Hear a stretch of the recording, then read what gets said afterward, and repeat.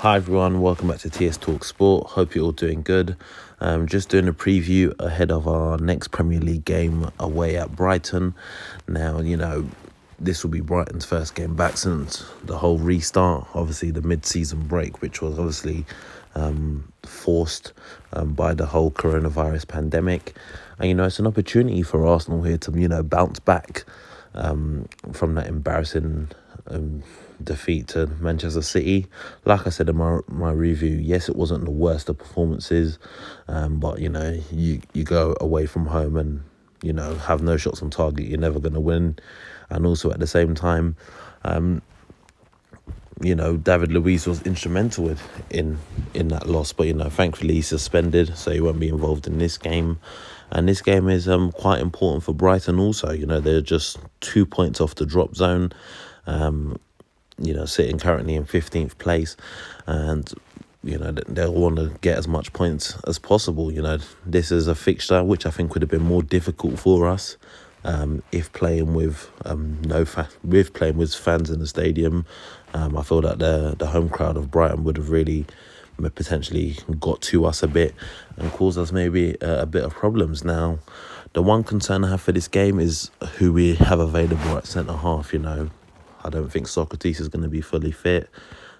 Mari came off with an injury, and David, Sideshow, Bob, Louise obviously suspended. So at the moment it seems like the only two centre halves we have of any note that's fit enough to play this game is Mustafi and Holding. And for me, I think those are the two that I'll go with for this game. I'm a bit confident we can get a result. We can bounce back. I do think it'll be a close game, but I think we'll win it by 2-1. But yeah, without a doubt, I'm going to get straight into my starting 11 for this game. Stays in goal, Bernd Leno. Like I said in my review of the Man City game, without him, it would have easily been 5 or 6. That's just the facts of it. Going into the back four, Bellerin, I think he had a decent game. Hopefully he can have another good one in this one. The centre-half partnership, I've just mentioned them, Mustafi and Holding.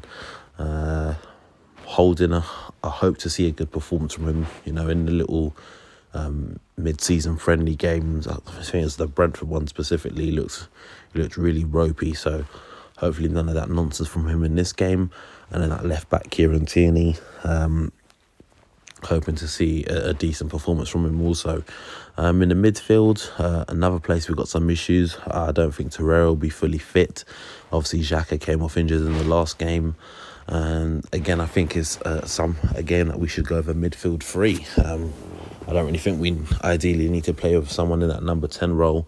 And, the fact that Ozil was not in the squad for tactical reasons against Man City, I don't see him being in the squad for this game either. So the midfield three I'm going to go for this game. Firstly, Ceballos, had to come on for Xhaka in the last game. I thought he did relatively okay, playing a bit deeper than probably usually expected of himself. But hopefully he can have a decent game in this.